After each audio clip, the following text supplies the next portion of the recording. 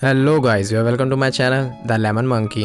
आज की वीडियो होने वाली है 2015 में आई फिल्म फॉरसेकन के बारे में, जिसे डायरेक्ट किया है जॉन कैसन ने। और इसमें मेनली डायरेक्टर्स हैं कीफर सदरलैंड और डोनाल्ड सदरलैंड।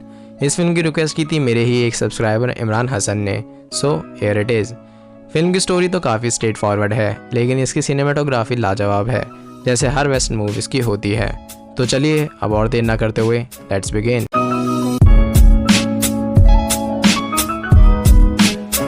तो फिल्म की शुरुआत होती है एक औरत की चीखों से, जिसके बेटे को किसी ने जान से मार दिया होता है।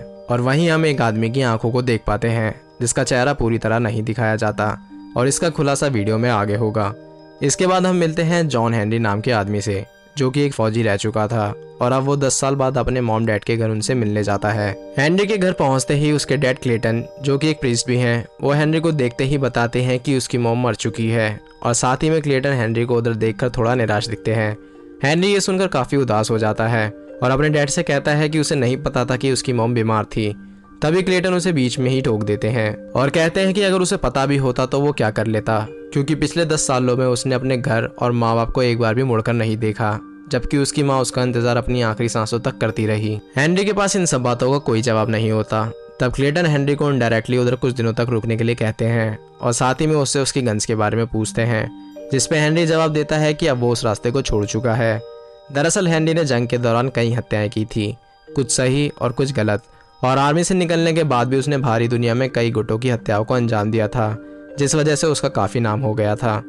खैर, इसके बाद हेनरी उधर से निकलकर अपनी मॉम की ग्रेव पर फूल चढ़ाने जाता है, जिसके बाद वो पास ही की एक ज़मीन पर जाकर वहाँ की मिट्टी चेक करता है, ये जानने के लिए कि वो ज़मीन उपजाऊ है या नहीं।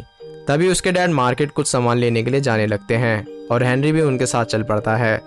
बाजार पहुंचकर क्लेटन हेनरी को वहां के एक बार में उनकी मंगवाई हुई स्पेशल बोतल को लेने भेज देते हैं। अब बार में जाकर हेनरी काउंटर पे अपना नाम बताकर अपना सामान लाने के लिए बोलता है, और उसका नाम सुनकर पास ही में बैठी हुई गैंग के कान खड़े हो जाते हैं।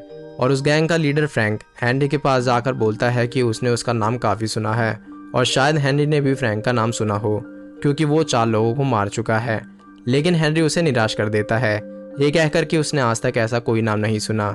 अब हेनरी को बिना उसकी बंदूकों को देख फ्रैंक उसका मजाक उड़ाने लगता है।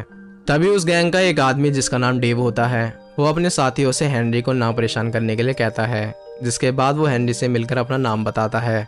और उसका नाम सुनकर हेनरी उसे कहता है कि उसने उसका नाम सुना है, क्योंकि डेव भी हेनरी की तरह पहले एक फौजी था, जिसके बाद वो इस बार के ओनर के लिए काम कर रहा है, और हेनरी का जितना ही खतरनाक है। डेव हेनरी से उसके शहर में आने की वजह पूछता है, जिसपे हेनरी कोई जवाब नहीं देता। तब डेव उसे कहता है कि वो उम्मीद करेगा कि उनके बीच कोई दिक्कत ना हो। हेनरी कहता है कि उसकी तरफ से कोई दिक्कत नहीं होगी, और हेनरी उधर से निकल जाता है। इसी बीच हम मिल पाते हैं उस बार के ओनर जेम्स मैकर्डी से, जिसे फ्रैंक के द्वारा पता चलता है कि जॉन हेनरी शहर में वापस आ चुका है। और ये सुनते ही वो थोड़ा चिंता में आ जाता है और डेव से पूछता है कि क्या वो उनके लिए परेशानी तो खड़ी नहीं करेगा। तब डेव उसे तसल्ली देता है कि अगर ऐसा कुछ हुआ तो वो सब संभाल लेगा। खैर, उस दौरान हेनरी अपने डैड से पूछता है कि उस शहर में गैंग्स ने रहना कब से शुरू कर दिया है।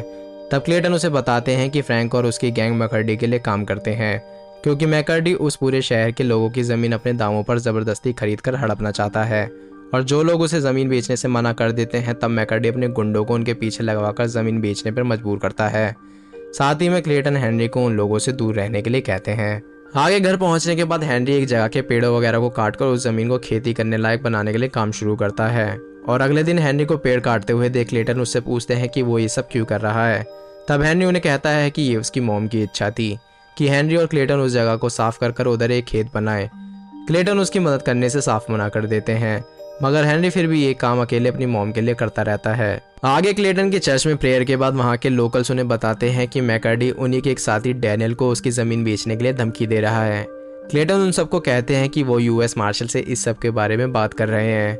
ये सुनकर सभी लोग कहते हैं कि कानून उन जैसे लोगों की मदद कभी नहीं करेगा, क्योंकि जिस शहर का शेरिफ अपनी जिम्मेदारियों से भाग जाए तो वो कानून से क्या ही उम्मीद रख सकते हैं। खैर, आगे हेनरी के शहर में वापस आने की खबर सुनकर उसकी एक्स गर्लफ्रेंड मैरी उससे मिलने आती है, जिसे देखकर हेनरी बहुत खुश होता है। और थोड़ी बातचीत के बाद मैरी उसे बताती है कि उसने टॉम नामक इंसान से शादी कर ली है। हेनरी के 8 साल तक इंतजार करने के बाद मैरी उसे अपनी सफाई देने लगती है, लेकिन हेनरी उसे दुखी ना कर उसके फैसले को सही बताता है, जिसके बाद मैरी उधर से चली जाती है। और थोड़ी देर बाद हेनरी कुछ सामान लेने वापस बाजार जाता है। इसी बीच डैनियल, जिसको मैकर्डी की धमकी मिली थी, वो भी उस मार्केट में मौजूद होता है और उसे फ्रैंक और उसके साथी भी उधर मिल जाते हैं, जिसके कारण फ्रैंक उसे बड़े बाजार में बहुत बुरी तरह मारता है।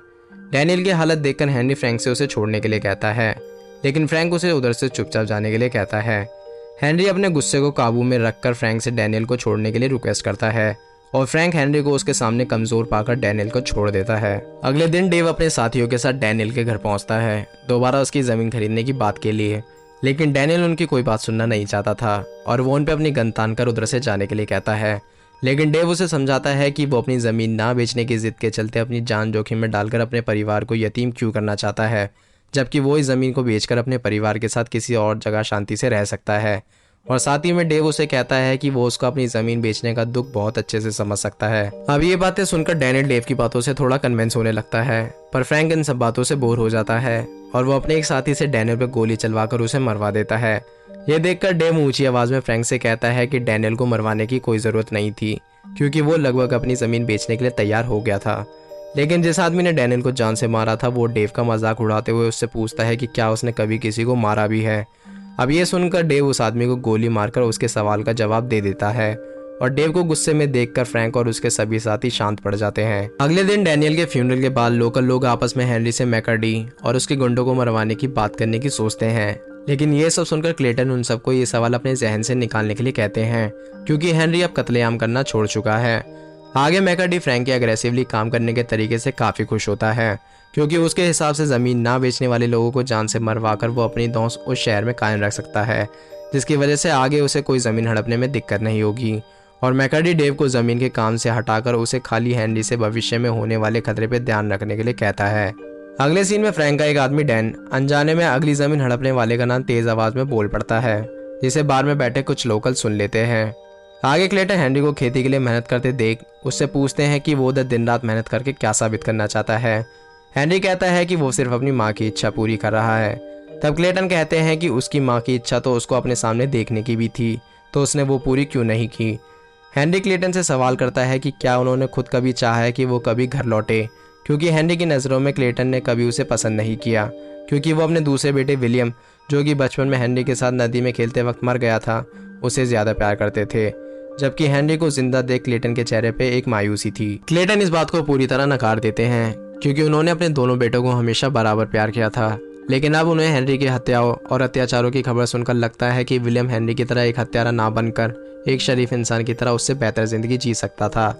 यह सुनकर हेनरी थोड़ा दुखी हो जाता है और इस सब से पता चलता है कि इन दोनों के बीच कुछ बातों के चलते काफी डिफरेंसेस थे। खैर, इसके बाद फ्रैंक अपनी गैंग के साथ उसी आदमी की जमीन हड़पने जाता है जिसकी बात बार में हुई थी, लेकिन इस बार इनका मकसद नाकामयाब होता है, क्योंकि ज़मीन का मालिक पहले ही अपने साथियों के साथ फ्रैंक और उसकी गैंग पर हमला कर देता है, जिसमें उसके 2 आदमी मारे जाते हैं।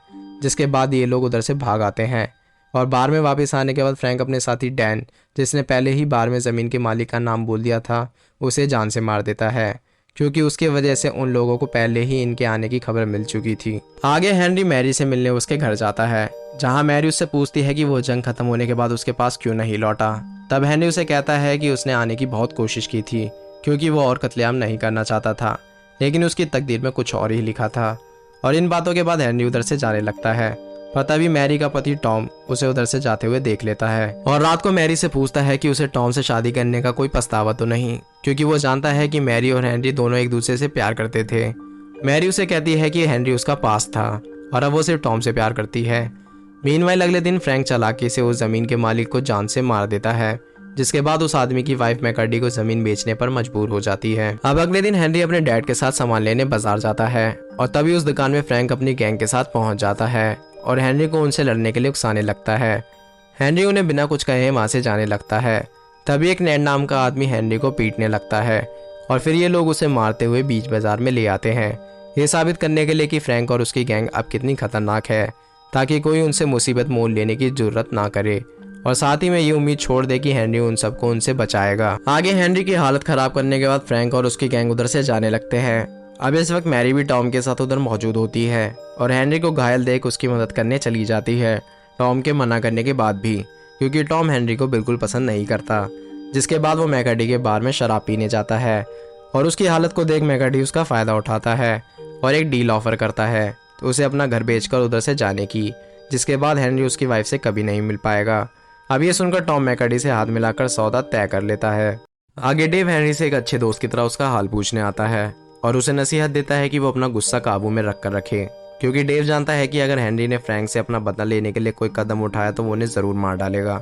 जिसके बाद मजबूरन मैकर्डी को बचाने के लिए डेव को हेनरी से लड़ना पड़ेगा, जो कि वो बिल्कुल नहीं चाहता। इसके बाद हेनरी दोबारा अपना खेत का काम करने के लिए आगे बढ़ता है और अचानक अपने डैड को उधर उसकी मदद करते हुए पाता है और ये दोनों पहली बार मिलकर एक साथ काम करते हैं, क्योंकि हेनरी के बदलते रूप को देखकर क्लेटन उससे बहुत खुश होते हैं और अब वो हेनरी के साथ अपना रिश्ता सुधारने की कोशिश शुरू कर देते हैं। और हेनरी भी अपने डैड के साथ अपने रिश्ते को मजबूत करने के लिए वो पहली बार उनके द्वारा चर्च में कराई जा रही प्रेयर के दौरान उधर पहुंच जाता है, जिसे देखकर क्लेटन खुशी के आंसू रोने लगते हैं।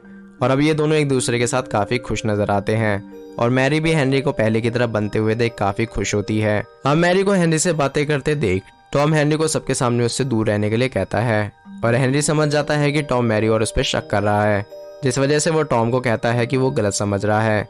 तब टॉम हेनरी को ईश्वर की कसम खाकर सबके सामने ये साबित करने के लिए कहता है कि वो एक बार कह दे कि वो मैरी को पसंद नहीं करता, लेकिन हेनरी इस बात का कुछ भी जवाब दिए बिना उधर से चला जाता है। जिसके बाद टॉम सीधा मैकर्डी के पास पहुंचता है और उसे कहता है कि वो अब अपना घर बेचना नहीं चाहता, क्योंकि अगर उसकी वाइफ हेनरी को पसंद करती होगी तो वो उसे दूर जाकर भी रोक नहीं पाएगा।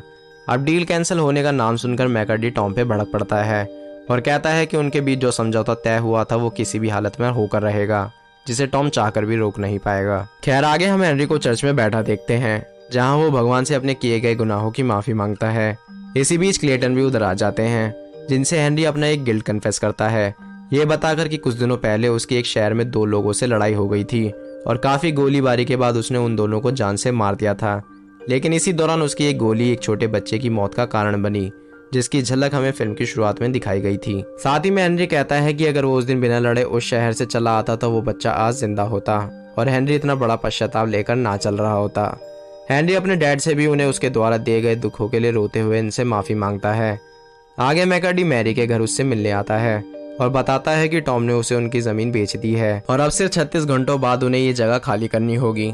मैरी को उस बात पर यकीन नहीं होता, क्योंकि टॉम ने उसे बिना बताए ही अपना घर बेच दिया था और मैकर्डी जाने से पहले उसे धमकी देकर जाता है कि अगर उन्होंने 36 घंटों बाद अपना घर खाली नहीं किया तो वो उन्हें जान से मार डालेगा। इसके बाद मैरी हेनरी के पास जाकर उसे ये सारी बात बताती है और कहती है कि टॉम अब वो ज़मीन बेचना नहीं चाहता, लेकिन मैकर्डी उससे वो जगह ज़बरदस्ती खाली कराना चाहता है। हेनरी उसे अपनी ज़मीन बेचकर शांति से उधर से चले जाने के लिए कहता है, ताकि वो लोग बिना किसी दिक्कत के अपनी ज़िंदगी काट सके। और मैरी को निराश होकर हेनरी के पास से जाना पड़ता है, जिसके बाद क्लेटन रात को मैकर्डी से मैरी की ज़मीन छुड़वाने की बात करने जाते हैं, इस उम्मीद में कि इनके बीच जो पुरानी दोस्ती हुआ करती थी मैकर्डी उसका लिहाज रख ले, लेकिन मैकर्डी उन्हें साफ इनकार कर देता है। क्लेटन के बाहर आने के बाद फ्रैंक अपनी गैंग के साथ मिलकर क्लेटन को पकड़ लेता है और उन्हें जान से मारने के लिए उन पर चाकू से हमला करके घायल छोड़ देता है। लेकिन तभी 2 लोकल्स ये सब देख लेते हैं और सही वक्त पर क्लेटन को डॉक्टर के पास ले जाते हैं। और जब मैकर्डी को फ्रैंक का ये काम पता चलता है तो वो बहुत टेंशन में आ जाता है, क्योंकि डेव के अनुसार फ्रैंक ने हेनरी को दोबारा हथियार उठाने पर मजबूर कर दिया है और ये उनके लिए बहुत घातक साबित होगा। आगे अपने डैड की खबर सुनते ही हेनरी तुरंत उनके पास आता है, जो कि बेहोश थे। आगे सुबह होश में आने के बाद क्लेटन हेनरी को बदले के चलते दोबारा कत्लेआम करने से मना करते हैं, क्योंकि वो दोबारा उसे खोना नहीं चाहते।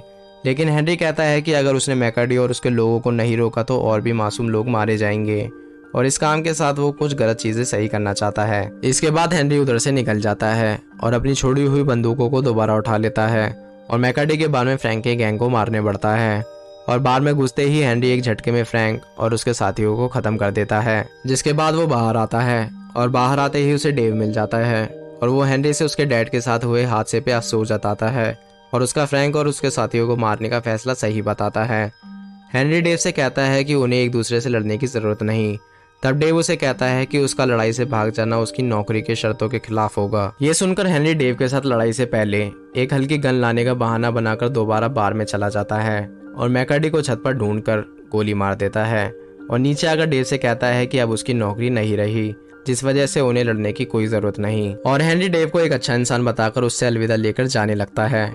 हेनरी को जाते देख क्लेटन उसे रोते हुए रोकने की कोशिश करते हैं, लेकिन हेनरी कहता है कि इस सब हादसे के बाद कई गुट मशहूर होने के लिए उसे मारने इस शहर में आएंगे, जिसकी वजह से वो यहाँ नहीं रुक सकता और वो जल्दी ही उनके पास लौटने का वादा करके उधर से निकल जाता है और आखिरी बार वो मैरी को भी देख पाता है। इसके बाद बैकग्राउंड में डेव की आवाज़ में बताया जाता है कि हेनरी कई सालों के बीच बीच में उधर अपने डैड से मिलने आता रहा, लेकिन सिर्फ तब तक जब तक उसके डैड क्लेटन और मैरी इस दुनिया को छोड़कर नहीं जा चुके थे, जिसके बाद वो उस शहर में कभी नहीं लौटा। और इसी के साथ ये फिल्म यहीं एंड हो जाती है। See you in the next video, till then be happy and stay cinematic.